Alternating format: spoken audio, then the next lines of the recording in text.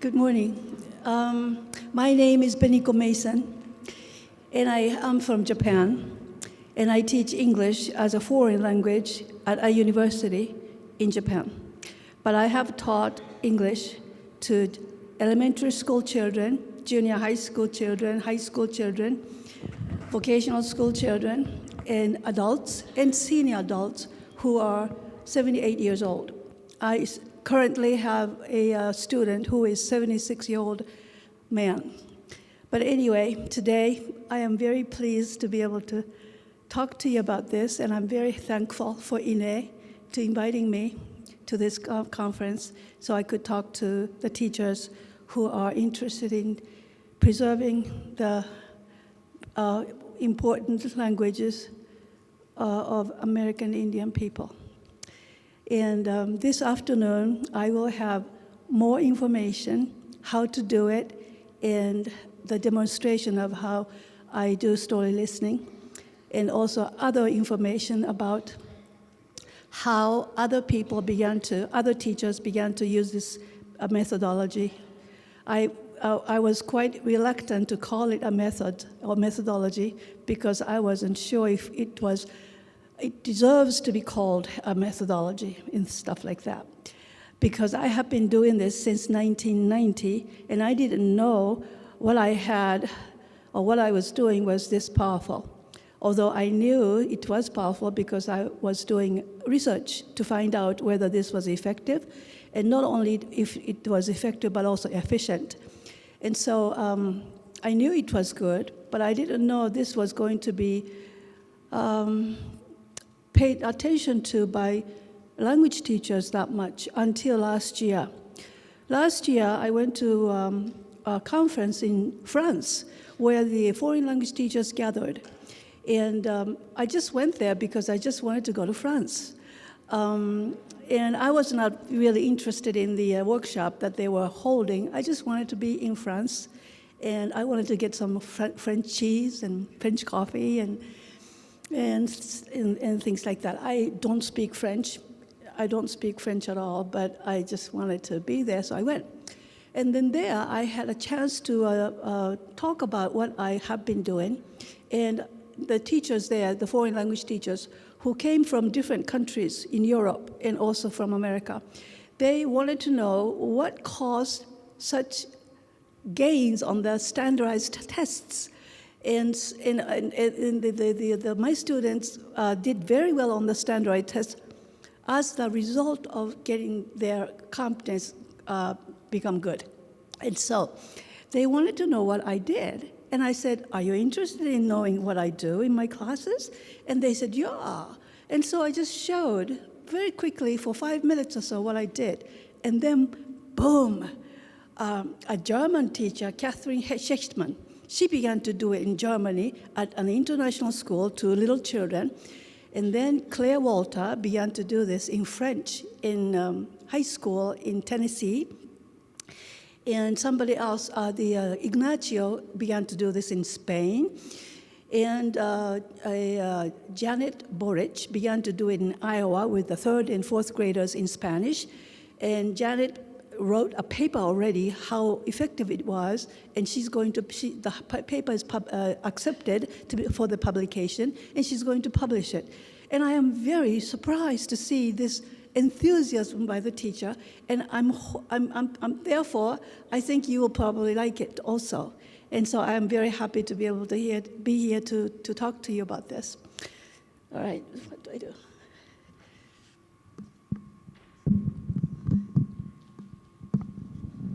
Okay.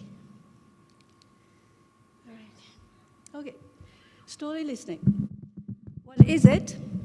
How effective is it? Is it not only for children? And there are many questions about story listening because when I began to do this or began to talk about this since last year, a lot of teachers were very skeptical. Many teachers were very skeptical.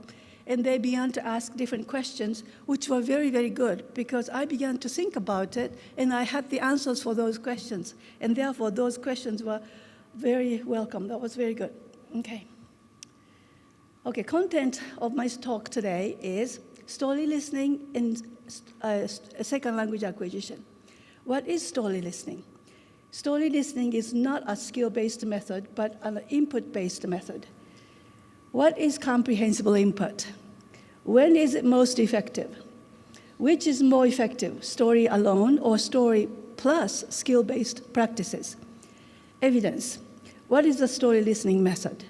And then in the afternoon, I will talk about how to prepare and how to tell a story, and I will do the demonstration. Part 1, story listening and second language acquisition. I have known Dr. Krashen since, well, I didn't meet him. I saw him in 1984 when he came to Japan to give a talk about the power of reading. It was 1984. And then I did my studies, I did my research, and I went to see him to show him about my studies, and it was in 1995. And I have been very fortunate to be able to have a close guidance from him since 1995. But this, while I was teaching my students using these things, I was very lucky to have his guidance and insights and some scolding and some correction and stuff like that. But it has been fun. Okay. Now, 3 ways of teaching. Okay, we do the traditional way. I'm sure some teachers still use the traditional way, and some teachers use the input way, and some teachers use the eclectic way. The eclectic way is a combination of the traditional way and the input way, but I think very few teachers do only the input way. And I try to do the purest input way because I wanted to know whether it really works. I will talk to you about this later. Okay. But anyway, do traditional skill-based practice still have a place in language teaching today? Traditional skill-based practice has 3 different ways to practice: mechanical practice, meaningful practice, and communicative practice. I'm sure you know what mechanical practice is. It's like a substitution drill. You say to the students to substitute a word to a certain word. For example, you say to the students, repeat after me, and you say, Tom went to Tokyo. And then the students are supposed to change either Tom or went or Tokyo. And so you say, repeat after me, Tom went to Tokyo. And then students will say, Tom went to Tokyo.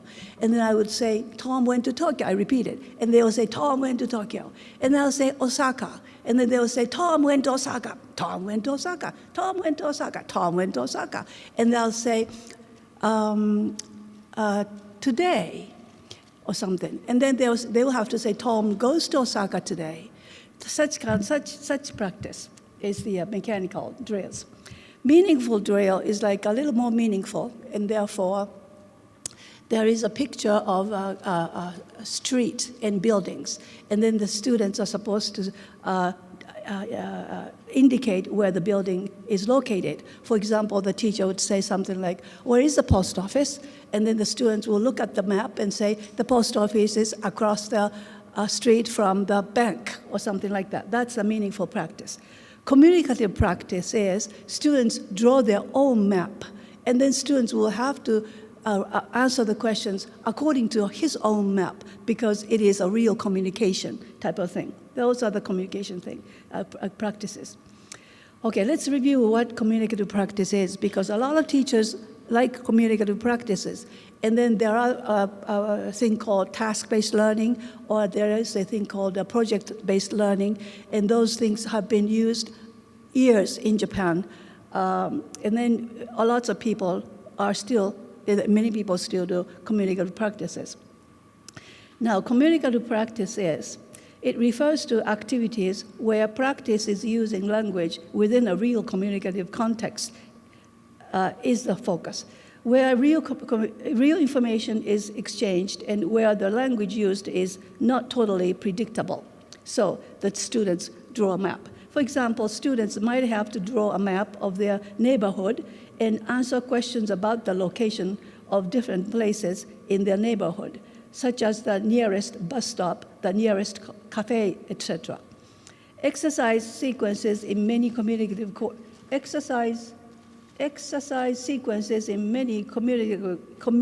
course book take students from mechanical to meaningful to communicative practice, but give priority to meaningful and communicative practice. So this is what Jack Richards, who is the textbook writer, says on his webpage. Problems with the communicative practice. There is a good chance that some students will take forever to draw a simple map. There will be a limited number of students whom a teacher can ask such a question. How many times can a teacher ask such a question for the entire class hour? If a teacher is going to do this for 15 minutes and do something else, what kind of activities is he going to do for the rest of the time? The sum of the ineffective communicative activities will not make a successful teaching. It is likely that the students are already given the rules of the language and must know the grammar to answer the questions. Many of them will be practicing in their head how to answer some of the questions while other students are answering the question. They may not draw anything on the map about the location they may not be able to answer, avoidance behavior. How much I+1 can you expect in such activities? It is still a conscious drill. It is boring. The input is limited and poor. Much time is wasted. Therefore, I do not do anything like this. I disagree with communicative practice. Do these traditional practices still have a place in language teaching today? I wanted to say no, but then I had to be a conservative, and so I said very rarely. What do we need for successful second language acquisition? Dr. Krashen says in 1981, almost 40 years ago, even meaningful and communicative drills may have their limitations. Even if they manage to hit the next structure, I+1, which is unlikely for all students in a given class, they may fail to provide enough input or be natural enough for language acquisition. Perhaps the correct generalization is that the best activities are those that are natural, interesting, and understood. When these requirements are met and where there is a great deal of input of this nature, it may be the case that I+1 will naturally be covered and reviewed many times over, and progress in language acquisition will result. Krashen, 1981, page 104. Communicative practices, they are still drills and they are limited. He says, it is hard to come up with such communicative activities. In order to qualify as intake, these exercises must be understood, be at the appropriate level, and be natural. I have tried to come up with activities that fit these requirements as an ESL teacher, and I found it very difficult to think up interesting, natural communicative situations in which to contextualize the structure of that day. So, the best activities are those that are natural, interesting, understood. When these requirements are met, okay, I said that already, okay. So, my suggestion is story listening. Story listening is not storytelling. Storytelling has been done for many years in schools, and therefore last year when I introduced this to teachers, they said, well, Beniko, what you're doing is nothing new. We have been doing this all the time. I've done this before, they said. And I thought, I'm not really sure if what I have been doing the same with the people who have been doing this. Storytelling is nothing new, they say, but story listening has not been done. Okay, I decided it is not new. I've decided it is new. Storytelling and story listening, what are the differences? They look the same superficially, but the differences are the purpose, the teller's intention, the teacher's intention, the audience, the students. Story listening is told with supports for second language acquisition.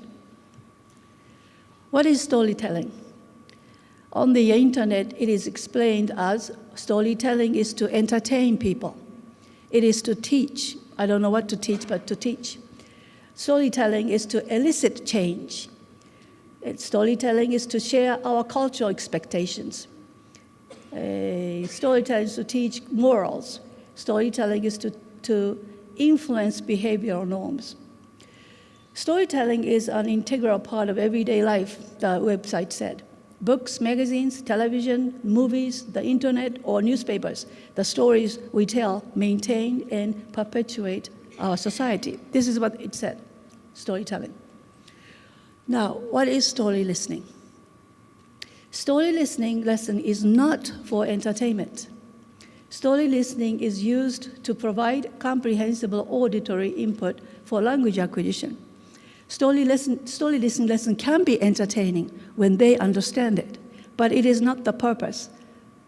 Okay. Drawing are used. I draw pictures while I tell a story. Costumes and candles are not necessary. Story listening is not read aloud in class. I do not tell hero stories and do not tell cultural, social, religious, or political stories to change their ideas and beliefs. I use folk tales and fairy tales of universal interest to be safe for everyone.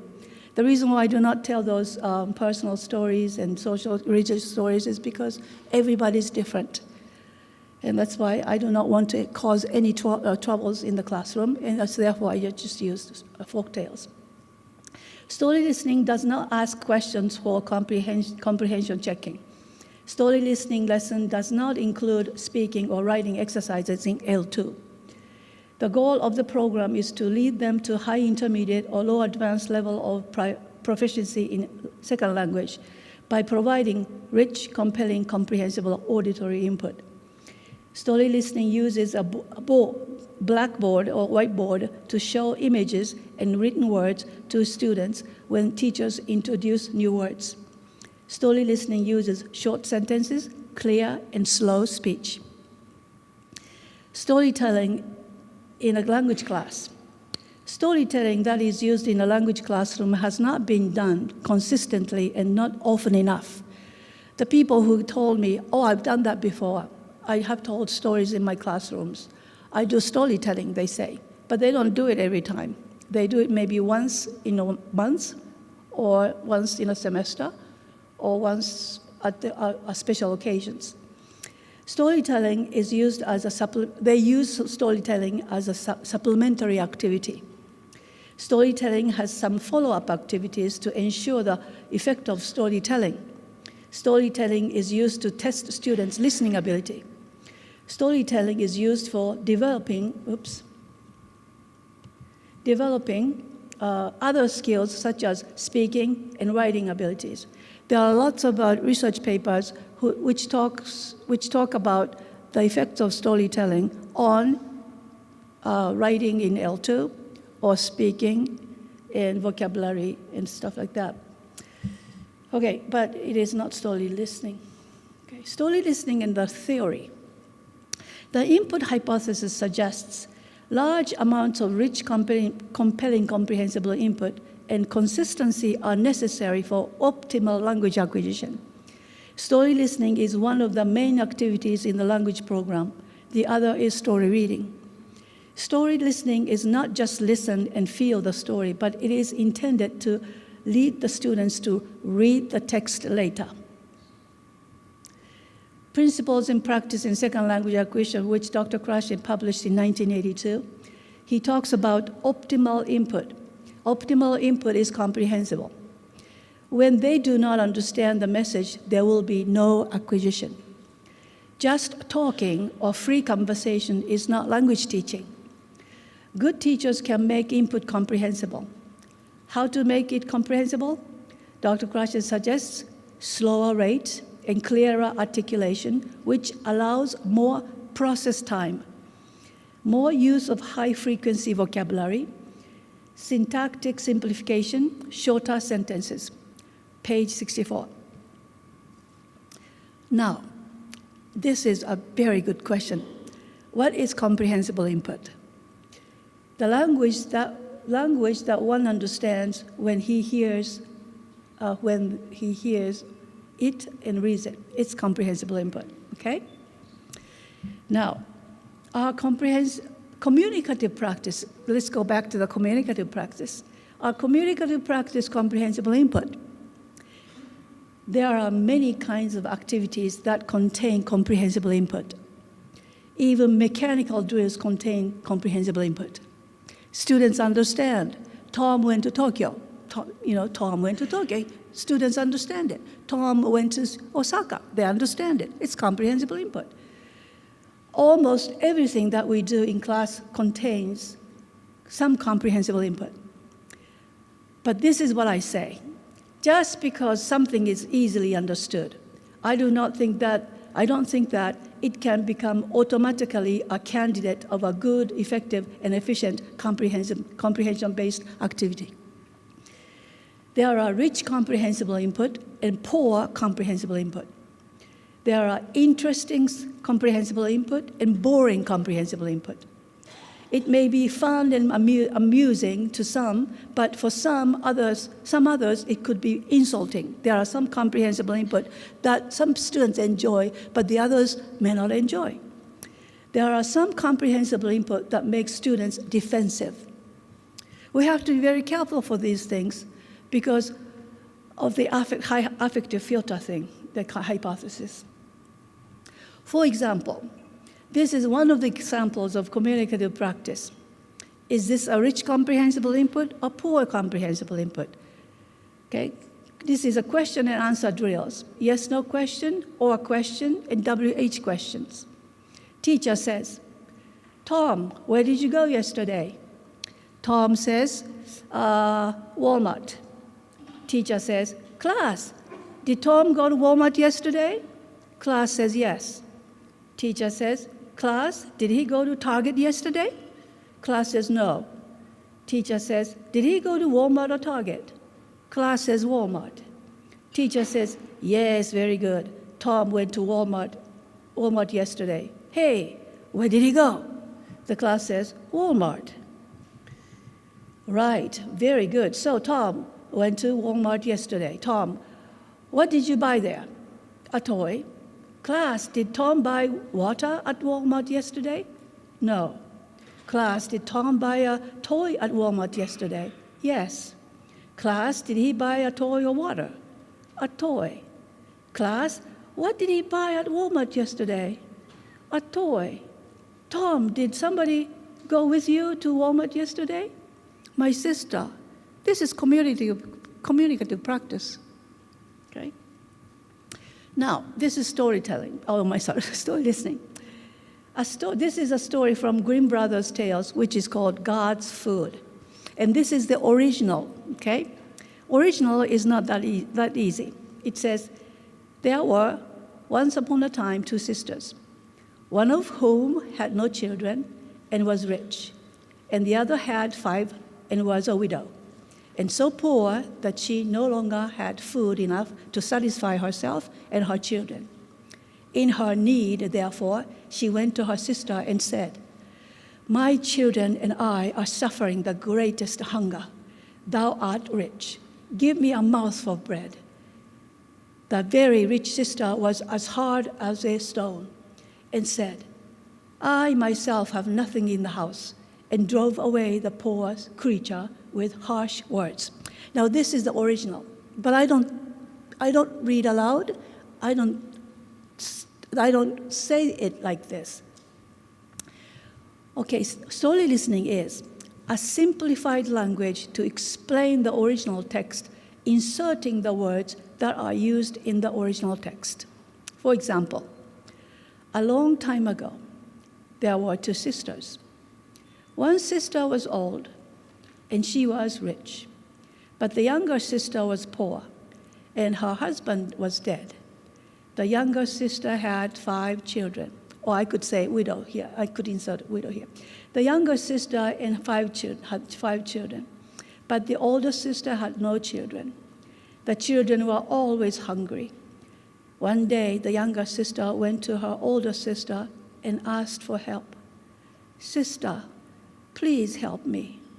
My children are suffering for great hunger. Please give me a mouthful of bread. But her sister The heart was as cold as snow. She said, I myself have nothing to eat. Go home. She drove the younger sister away. Soon after that, the older sister's husband came home. Now, this is too fast, and this is not the way how I say it, but this is kind of thing that I do, make it small, short, and simple. Another example, just one sentence. Once upon a time, there was an aged widow who lived in the tiny hut in the dark woods. Then I would say, a long time ago, and I probably would say many years ago. Maybe it was 200 years ago. And then I say, there was a woman, and I drew a picture of a woman. She was old, and I draw wrinkles. She was aged, she was old. Her husband died, so she was a widow. She lived in a small house. She lived in a hut. Yeah. She lived in the forest. She lived in the woods. The forest was dark. Okay? So, this is the kind of thing. So make it simple and easy to understand. I say these sentences to explain about the story by drawing pictures. In the afternoon, I will demonstrate on story listening, God's food, how it is done. Now, which is rich language? Comparison. Meaningful drill practice, words in text. Tom, where did you go, Tom, yesterday? There was 112 words in the text. The story that I just simplified had 111 words in the text. Different words used were, in the meaningful drill practice, only 39, but in the story, 57. And then I did a text analysis using text tutor software, and then this is what I found. In story listening, the words used in at the 2,000 word level and above, and off-list words from God's Food, easy version, my version, were rich, satisfy, 5. I don't know why 5 was the 2,000 word, but 5. Hunger, 2. Widow. Hunger comes out 3 times, and a widow comes out 2 times. I use 2 times. Meaningful practice was, where did you go, Tom? Example. Words used at the 2,000 word level and above, and off-list words from this short example. This was an ability style drill. There was toy and Tom and Walmart. Oops. And then toy came out 4 times. Tom came out, was used 9 times. Walmart was used 11 times. Okay. Now, so which one do you think is the rich language? Some meaningful drills and exercises. Meaningful drills use question and answer exercise, dictation, reading aloud. The students take turn reading aloud. Student self-correction, conversation practice, paragraph writing. This is what the meaningful drills does. Dr. Krashen says, repetitions and pattern drills fail as input. Experimental evidence suggests that students pay little or no attention to meaning after the first few repetitions in pattern drill. The same result is most likely true for dialogues that are memorized by rote. Grammatical exercises also fail as input for acquisition on similar grounds. So repetitions and pattern drills fail as input. Meaningful drills fail as constant input. Okay. 1972, Paulson says, meaningful drill is distinguished from mechanical drill in that the former requires that real meaning be involved. Okay? But Krashen says, it is an impossible task for teachers to embed truly interesting or relevant information into the form of a meaningful drill on a daily basis. The thing is, teachers work every day. Teachers teach 3, 4, 5 lessons every day. They work every day, every week, every month, whole semester, every year. It is very difficult for teachers to come up in every lesson a meaningful drill, meaningful information. Dr. Krashen says, it is very difficult to present and discuss topics of interest to a class of people whose goals, interests, and backgrounds differ from the teachers and from each other's. When I have 30 to 50 students in Japan, I cannot talk about one topic that I like. Okay, it's difficult. Many materials fail to meet this requirement. What are we going to use for input then? Therefore, we use stories. Input needs support. Okay, but I just don't tell stories. The story input needs support when the students are beginners. So Krashen says, extra linguistic support in the form of realia and pictures for beginners classes is necessary. Therefore, story listening uses drawings. Objects are optional. I do not bring in any puppets or the printed pictures. I will draw pictures right there in front of the students. And I have a reason for it, and I will talk about that later. Krashen says, use the students' knowledge of the world. So story listening is, students are usually at least 5 years old who already have some knowledge of the world. Krashen says, do not talk about a topic that is totally unknown to the students. Therefore, story listening uses fairy and folk tales are safe to most people. Krashen says, there is a danger in making the input too familiar, less interest. Therefore, but story listening uses stories because stories have unexpected surprises. Okay, optimal input. I strongly recommend that you go to sdkrashen.com, and it is his book, all for free, 1982 book. I would suggest that you read, I'd like you to read especially page 69 and 70. It's chapter 3. He says, no one has the same I+1, the same developmental stage. When I have 30 students in a class, everybody's at a different stage. Unsequenced natural input will contain a rich variety of structure. If it is comprehensible, there will be I+1 for everyone as long as there is enough input. So if I tell the story as easy as possible, as comprehensible as possible for the people in the class of 30 people, this reaches to almost everybody. The grammatically based syllabus reduces the quality of comprehensible input and distorts the communicative focus. The story listening stories are not grammatically based. In every story, there is a past tense, present tense, future tense, past participle, present progressive. Everything is in there. Optimal input. It must be in sufficient quantity. See, that's why I say there's a difference between storytelling and story listening, because with storytelling, they don't do it every time. But I do it every day, not every day. I meet my students only once a week, and therefore every week. But I'm just thinking, I do my story listening only once a week, and my students get such a benefit out of it. If the teachers in America, when they have like 100 hours or 180 hours a year to meet with their students, I just think that they will have much greater success with story listening.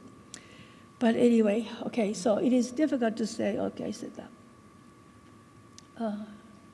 We know enough, however, so optimal input.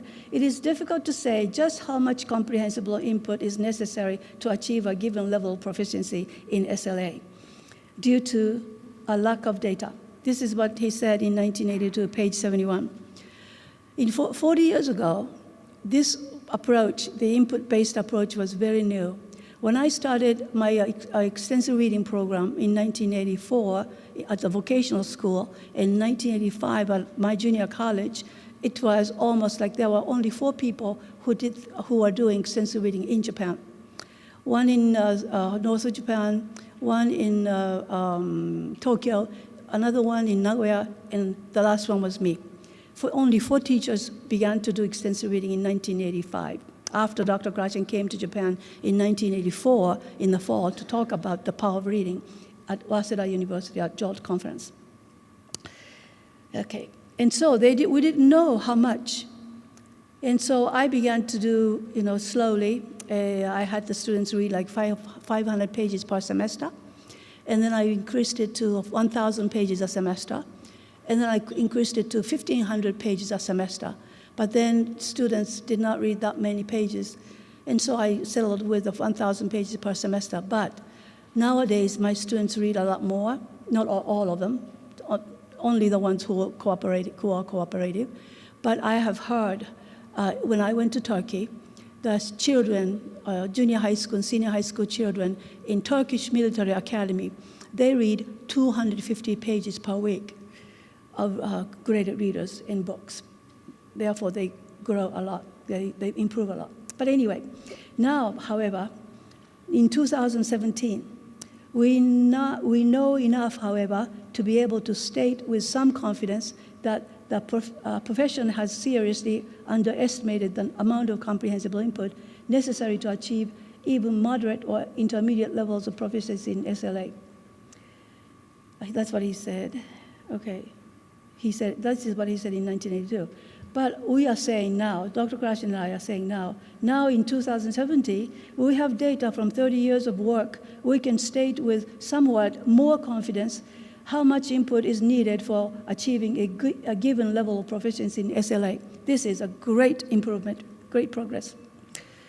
Okay, important factors for SLA. The input should be natural and not artificially constrained. Comprehensible input should be supplied in sufficient quantity. This is what he says in 1982, page 71. Sufficient quantity. You have to give them a lot. Story listening provides quantity and quality. Story listening is not artificially loaded with repetitious and uninteresting language. Other features that encourage acquisition. Dr. Krashen says students should not be put on the defensive. Methods and materials should not be a test of students' abilities or prior experiences, should not reveal weaknesses. Story listening does not ask comprehension questions during story listening. Error correction has the immediate effect of putting the students on the defensive. Students will take the strategy of avoiding errors. Story listening does not use error correction. Okay, so in America, there's a Defense Language Institute Foreign Language Center. They say the students there take classes 6 hours a day, 5 days a week. And for the language, like for American people, for Japanese, they say the students require 1,920 hours, class hour study to go to the high level of the proficiency. Once a week, in my case, I only teach once a week English in Japan. Japanese college has only one lesson a week for 90 minutes. Japanese students need the TOEIC score, which is 600 to 800 before they graduate. This has been said by companies and the Ministry of Education that they want the Japanese students to take TOEIC test, which is a standardized test, and they say that they would like to have the score between 600 and 800.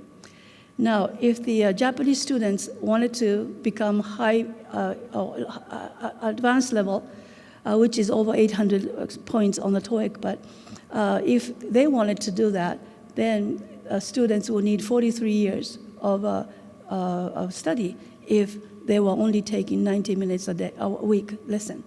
In the United States, if you have 180 lessons per year, your students will take 11 years to achieve that goal. But what is the goal of foreign language education? To help them become upper intermediate or low advanced, to help them become an autonomous language acquirer. If this is the goal of the education, how much vocabulary do we need to know to be upper intermediate level, to read authentic books for young adults? Only 4,000 to 5,000 vocabulary. And then if you have 4,000 to 500 vocabulary, you can read Boxcar Children, Sweet Valley Kids, Goosebumps, Agatha Christie novels. Okay, now I'm going to talk about research. Do we have time? Only 12, okay. Okay, so CI-based methods effective for tests, yes. These are my students, okay. My students gained, TOEIC pre-score was, as you can see there, and then TOEIC scores gained is in the middle, and points per hour. These students read books, listened to stories, and read books, input-based instruction. Some of them did not even listen, they just read. But anyway, points per hour. they gained 0.60 points, 0.6 points per hour of reading. That's the mean, that average. And this was found to be, oh, good, thank you. This was found to be quite accurate. The reason why I say this, we're very happy to find this 0.60 value, because there is a professor in New Zealand. His name is Paul Nation. He is an expert in vocabulary acquisition, second language vocabulary acquisition. And he wrote a paper in 2014. He said, Nation's prediction was that students gain 0.57 points per hour from reading. That's what he said. And so our data was very close to what Professor Nation suggested or predicted in 2014. So that means we now know how many pages or how many input students need to gain how many points on the standardized tests. And this is not from studying the past test problems, questions. This is from reading. Therefore, the students can score well as the result of becoming good reader or good listener or having a good proficiency. So, can an input-based method more efficient? Okay, yes. You don't need 1,920 hours to become to reach the goal. There was a man in Japan, Mr. Tanaka. He gained 180 points on the TOEIC in 1 year, spending only 250 hours. His interview in Japanese is on my webpage. If you doubt, he is given his testimony on my webpage. Japanese and English are not related languages. It did not take him 1,000. Well, he did not become perfect or anything like the students at the Defense Institute, but it did not take him 1,920 hours. It took him only 250 hours to reach the high intermediate level. Okay, this is a comparison that I made with the English majors that I teach at the junior college. The English majors spend about 500 hours in 2 years to gain about 135 points on TOEIC. And Mr. Tanaka spent only 250 hours reading at home for 1 year. He gained 180 points in 1 year. That means point per hour gain was, in Mr. Tanaka's case, from just reading books and listening to stories from me for 1 year, just 40 times, because he came only once a week on Tuesday night. And I gave only 40 lessons per year. And so he did not spend much money. He paid me for my story listening lesson, but he didn't go to a university. But these university students spent at least $30,000 for 2 years for tuition and books and other things. They spent a lot of money. They spent 2 years. And they gained only 130 points after 2 years. But Mr. Tanaka spent only a little bit to pay me to hear a story, and then gained 180 points from reading books. So I have to say, comprehensible input is quite efficient. I don't know if you know this, but there has been a criticism or disagreements about comprehensible input hypothesis or approach. A lot of teachers have said input is important, but input alone is insufficient because it will take too long. It is inefficient, they said. But it doesn't seem to be the case. Once more, theoretical background for story listening, story reading. The comprehension hypothesis says input is the cause of language acquisition, and it alone is sufficient. This part is the most charming part of the hypothesis to me. Input alone is sufficient. You don't have to do anything. All you have to do is listen and read. Will that be so much stress-free and so much effort-free? Acquisition learning, so I would like you to I want to remind you there were 5 hypotheses: acquisition learning hypothesis, natural order hypothesis. Dr. Krashen talked about this yesterday.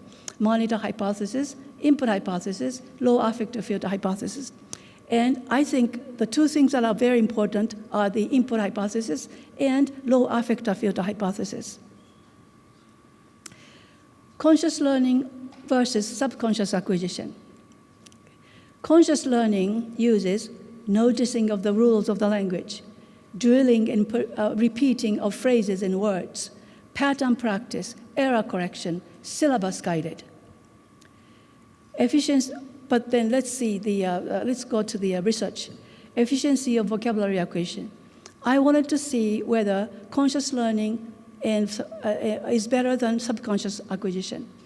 I compared list learning on vocabulary and story listening on vocabulary.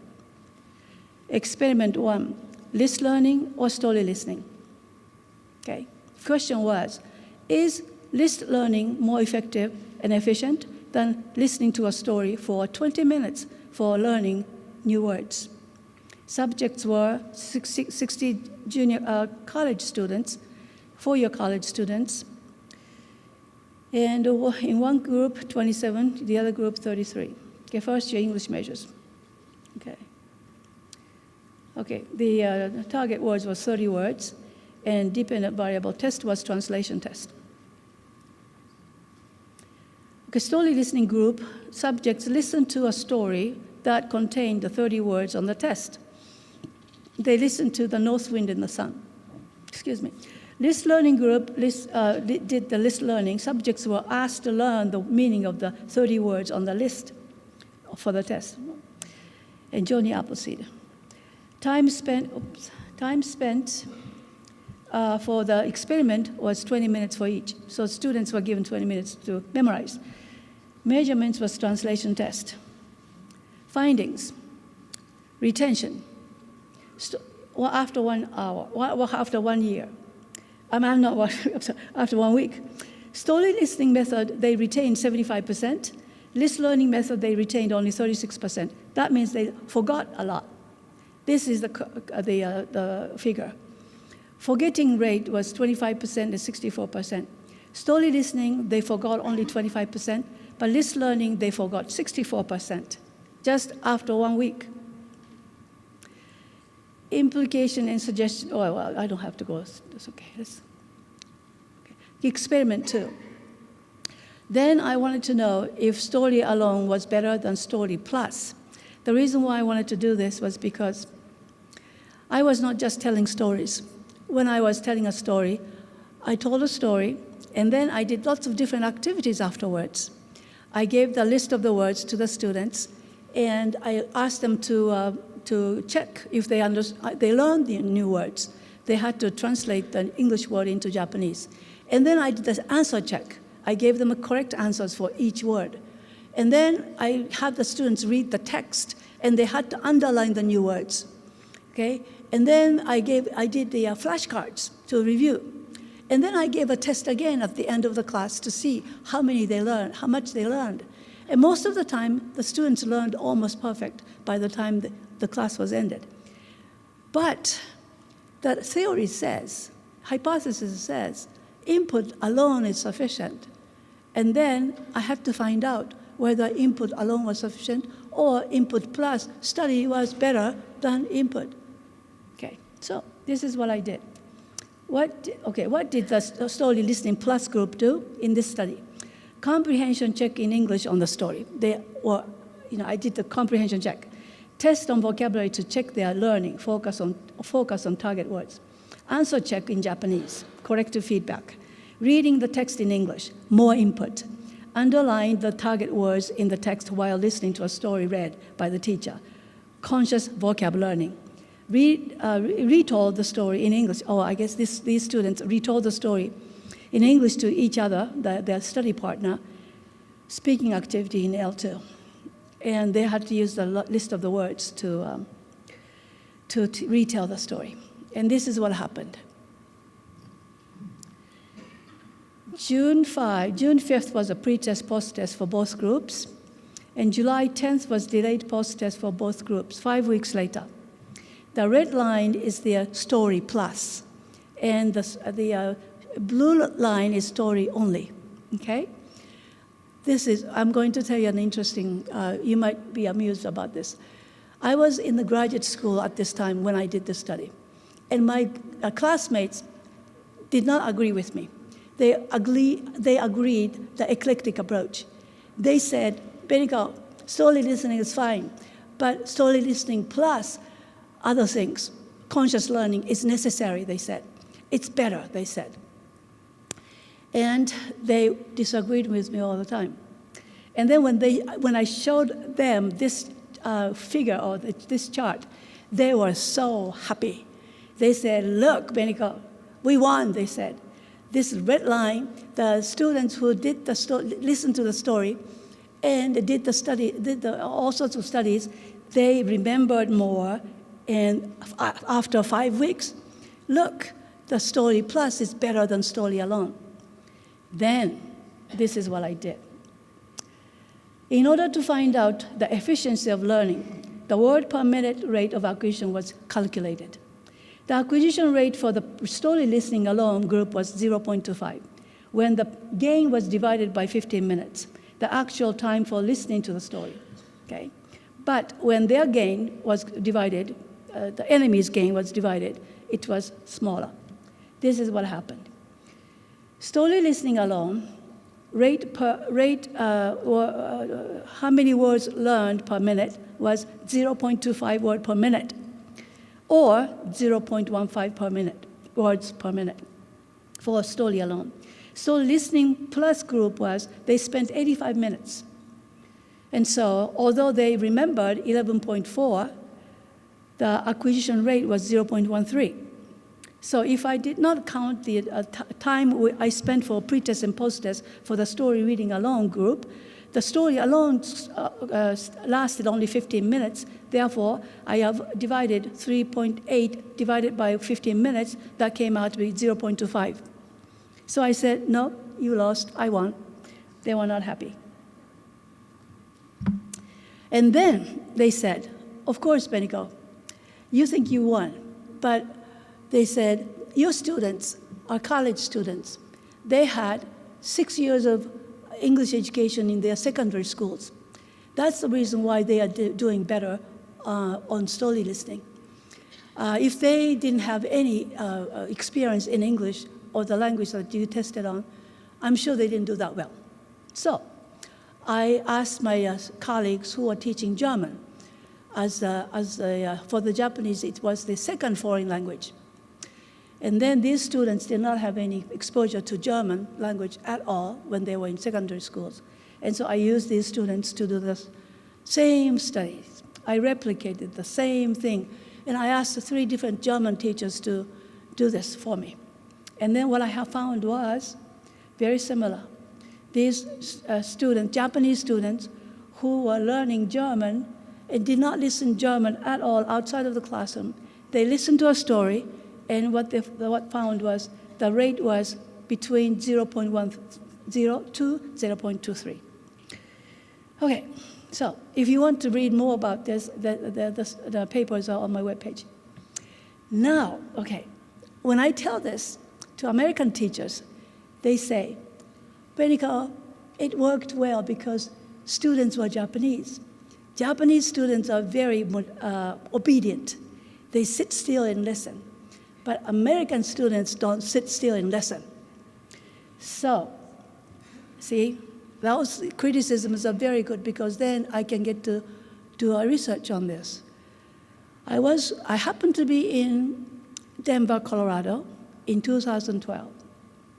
I went to Denver East High School, and I asked the Japanese teacher, Atsuko-san, to let me do a story listening experiment. And she said, yes, I could do it. So this is what I did. And then the delayed post-test was done 4 weeks later. Their acquisition rate was 0.17. It's very similar. Okay? American students can do it too. In fact, like I said at the beginning, Janet Borich has been doing this for the 3rd graders.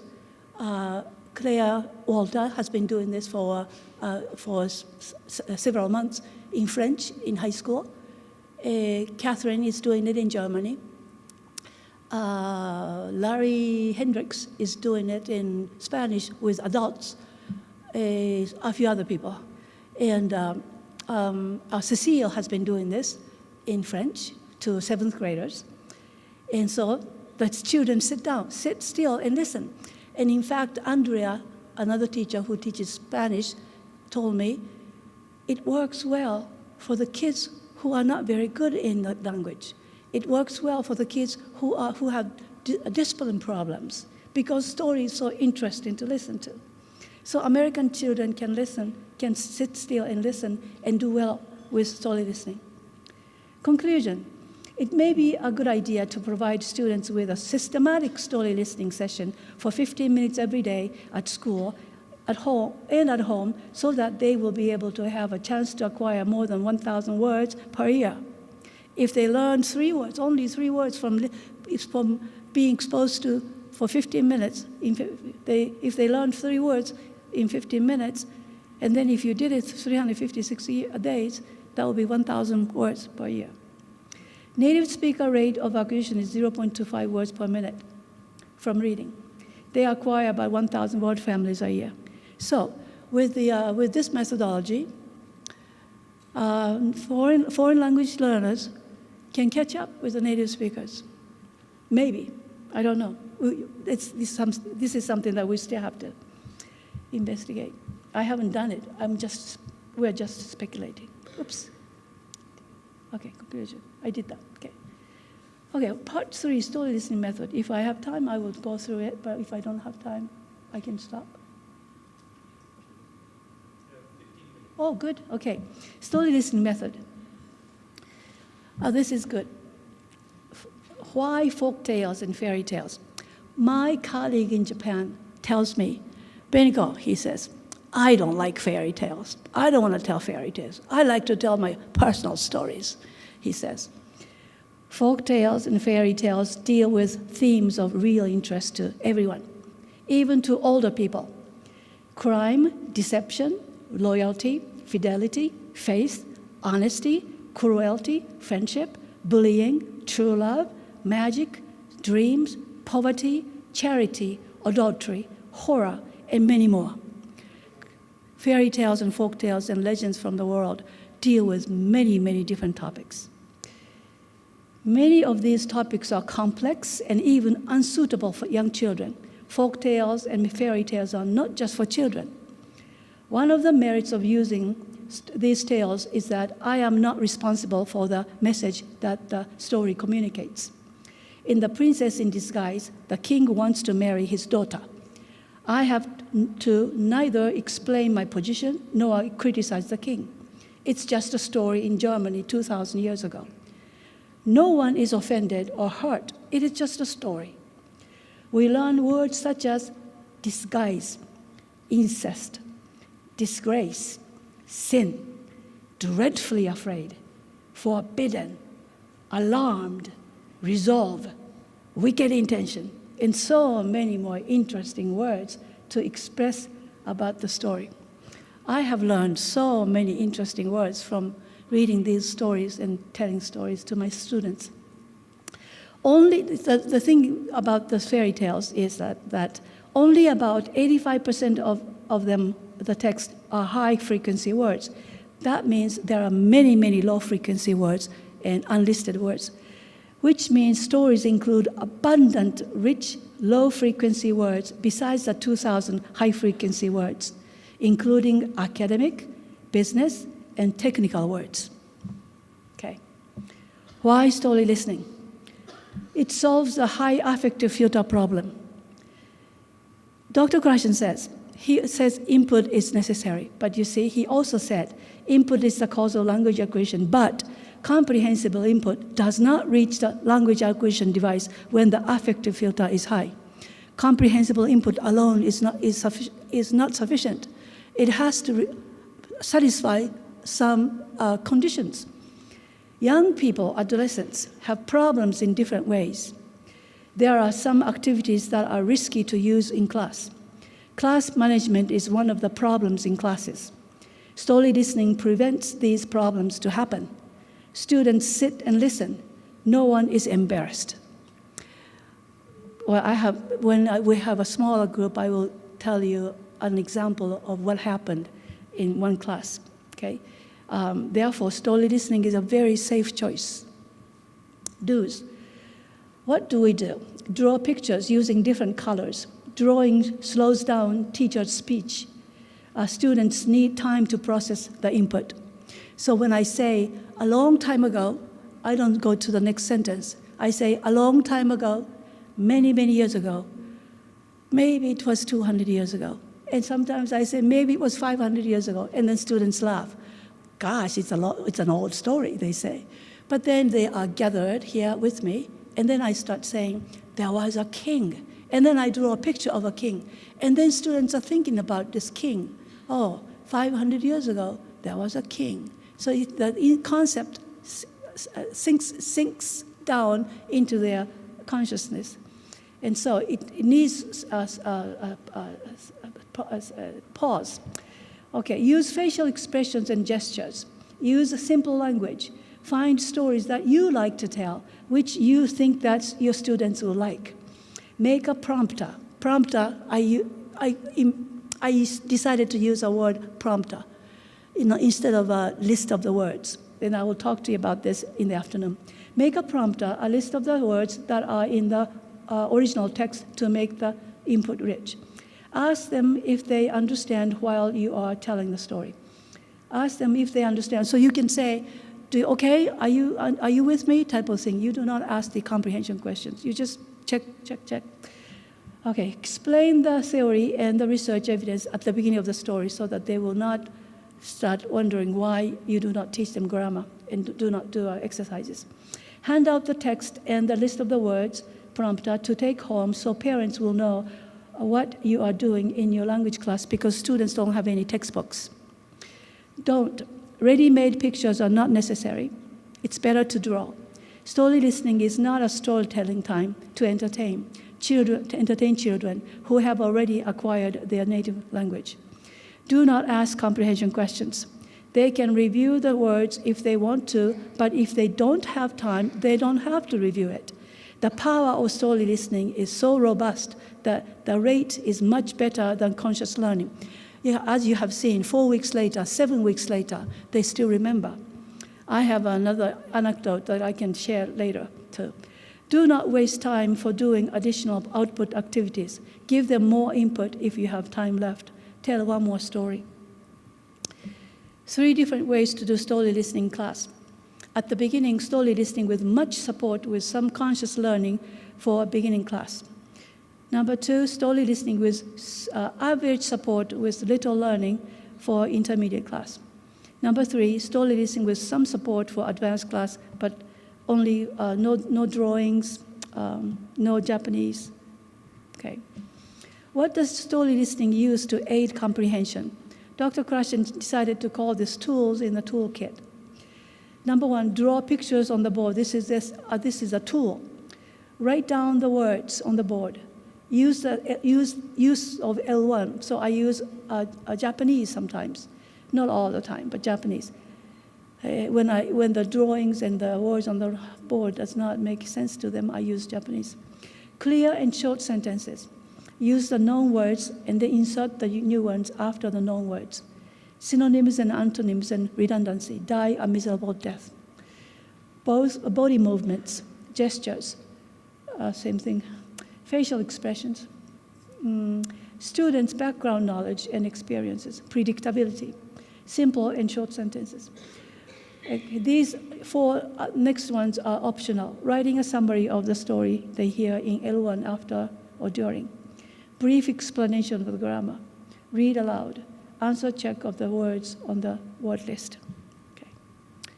So, skill-based, traditional, or comprehension-based.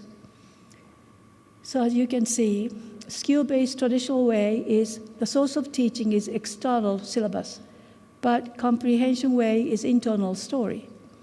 Expectation is that skill-based traditional way is rapid mastery, but for the story listening, gradual mastery. The approach is The skill-based is forced learning, and CI-based is natural acquisition.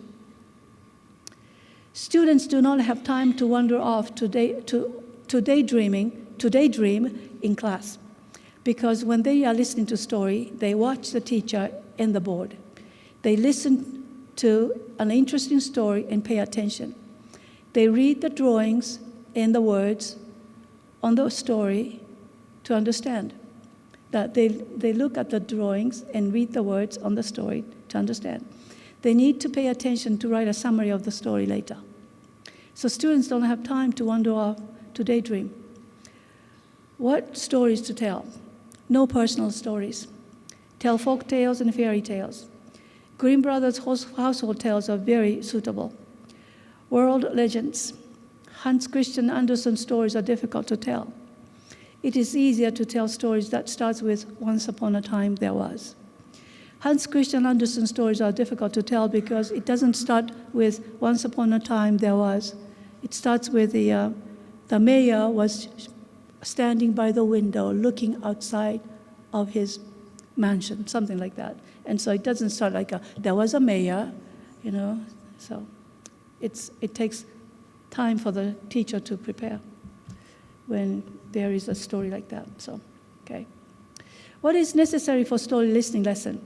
For students, no textbooks, no computer, no worksheets, no exercise books. There is no cost for students. For teachers, blackboard or whiteboard, colored chalk or magic colored marker, a computer to download text for free, copyright-free stories, and printer and paper. And after you watch me do a story listening demonstration today, I don't think you need to go to a workshop to learn how to do it. I think you can probably do it right away. And therefore, teachers don't have to spend money for teacher training either.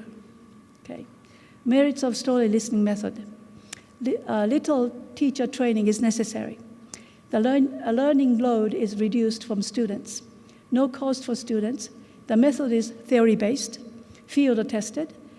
There is research evidence. Already there is going to be a paper published on the effect of story listening in Spanish at an elementary school in Iowa. I told you this. A few teachers began to investigate the effects of hard teaching using statistics. I have been talking to some teachers to do action research, and so they have been doing that. And they already know. They give me the data, and it's obvious that the students are increasing their vocabulary. And Cecile just wrote to me this morning and said she can't believe that the students are reading much faster than before because they've been listening to stories.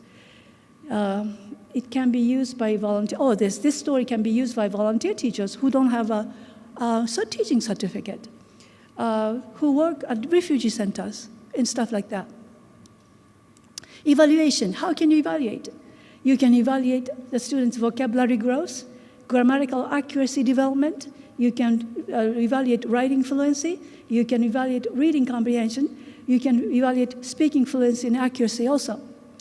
More research, not just my research. There are many other people who have done research on these things.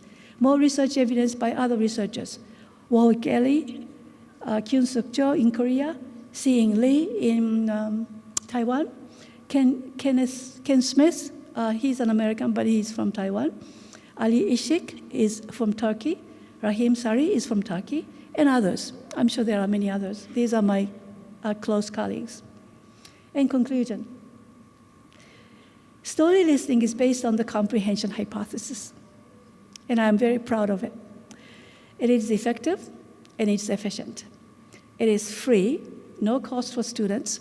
That part I really like, because my students used to spend lots of money on textbooks. It is a bridge to reading, easy and fun for students and teachers. It's fun for teachers to look for good stories to tell and get ready for tomorrow's lesson. And I am really eager to go to the classroom and tell this interesting story to see the students' reaction. First, they don't have any facial expressions because they don't know what's going to happen. But then soon there is this shock, and then they have this anticipation, and then they have this painful look, and then they have this different facial expressions. And at the end, they have this sigh of relief, happy to see that the princess married the prince type of thing. Okay? So it's good. Okay, so it's fun. And less discipline problems. Story listening can be used for everyone. Weak students to best students in a class. You can do this for young students to old students. Okay? You can do this with beginners, and you can do this advanced. I tell very simple stories like the Three Little Pigs, the Jack and Beanstalk, and stuff like that at the beginning. But then towards the end, advanced level, you may be surprised to hear this when I say this, but I tell Shakespeare stories. And when I say I tell Shakespeare stories, some people say, Beniko, do you use Shakespearean English? And I say, no, I'm not a native speaker of English. I'm Japanese. I began to learn English when I was 12 years old, when I went to a public junior high school. So what I do is I get this text about the Shakespeare stories, and I read them. And it is long. Sometimes it's like 11 pages. But then it's interesting, and so I start making lists of the words that I want to use to tell the story, and I just tell a story very simply in simple English. For example, it goes like this. I say to my students, today I'm going to tell you a story from Shakespeare plays. The title is called The Tempest. That tempest means storm, typhoon. And I say, listen, a long time ago in Italy, you know, Italy is a country in Europe. There was a city called Milan. There was a man, his name was Prospero. Prospero was a Duke of Milan. Do you know what Duke is? Well, Duke is, and I tell them in Japanese, Duke is, hakshak. Duke, he was a Duke of Milan, and he was a very good man. Okay, something like that. So just tell a story, just like you're telling a story to children. Okay, so, but then you insert a lot of difficult words, like there was, when he went to this island, only inhabitants, okay? Only people who live there, and you say only the inhabitants of that, on that island was. So you use the word, something like that, to introduce the words from the text. Okay, so easy to evaluate. Okay, now story listening can be used for everyone. Easy to evaluate their progress in different ways. Okay, so I think my time is up, and part 4 will be this afternoon, and I will talk to you about how to prepare for a lesson. Thank you very much.